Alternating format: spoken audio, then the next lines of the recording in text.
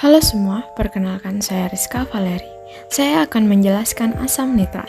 Asam nitrat adalah cairan korosif yang umum digunakan pada industri rumah tangga. Cairan ini umumnya digunakan sebagai campuran untuk menghilangkan kerak ataupun melarutkan logam mulia. Meski tidak berwarna, asam nitrat mampu meninggalkan bekas luka bakar pada kulit. Pembuatan asam nitrat dilakukan melalui proses Ostwald.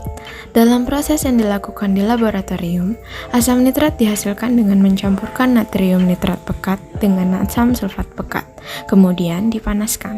Bahan kimia ini dapat melarutkan hampir seluruh logam kecuali emas dan platina.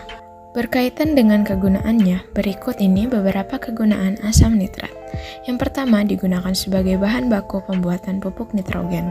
Yang kedua, digunakan sebagai bahan baku dalam pembuatan poliamida, yaitu bahan baku pembuat karpet dan pakaian. Yang ketiga, digunakan sebagai bahan baku pelarut sebagian besar logam dan unsur kimia non-logam. Yang terakhir, digunakan sebagai bahan baku peledak atau TNT. Apapun teksturnya, baik encer ataupun kental, asam nitrat tidak dapat disimpan dalam botol kemasan plastik seperti air mineral, karena botol kemasan plastik bereaksi dengan asam nitrat, sehingga akan menggelembung dan meledak. Pada akhirnya, hal tersebut akan membahayakan keselamatan seseorang. Selanjutnya ada bahaya asam nitrat. Asam nitrat memiliki titik beku pada 42 derajat Celcius dengan titik didih 83 derajat Celcius dan merupakan bahan baku dari sejumlah bahan seperti yang telah disebutkan sebelumnya.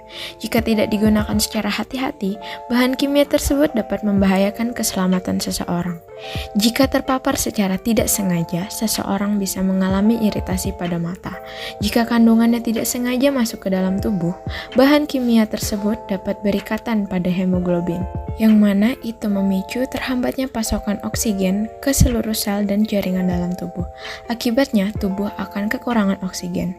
Gejala yang muncul biasanya berupa sesak napas.